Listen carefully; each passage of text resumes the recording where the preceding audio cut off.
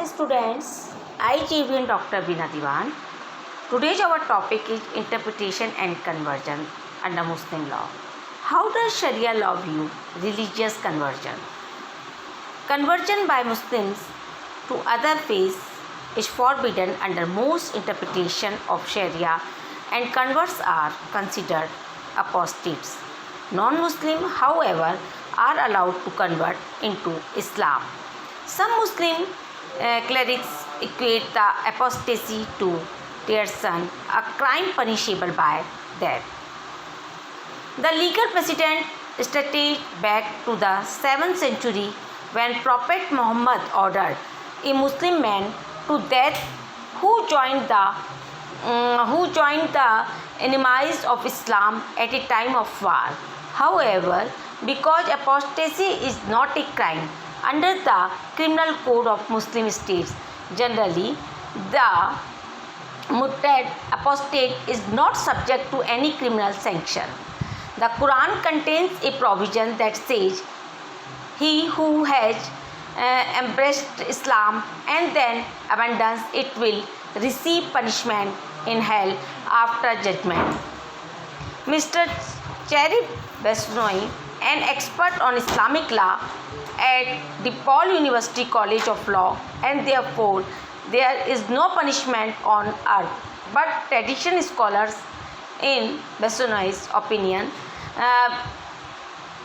misinterpret early practices of the Prophet Muhammad and consider apostasy a crime punishable by death. They give religious convert a grace period of up to 10 days to reconsider their decision before the judgment is entered.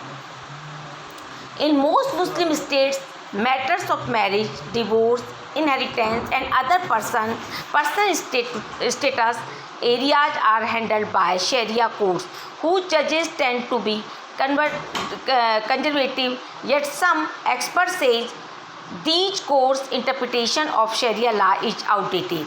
Sharia judges are usually educated in academic institutions which do not favor intellectual independence. Besnoi says they are taught to memorize the Quran and the Hadith, traditions related to words and deeds of Prophet Muhammad. Consequently, if there is a misinterpretation, they will simply automatically apply it.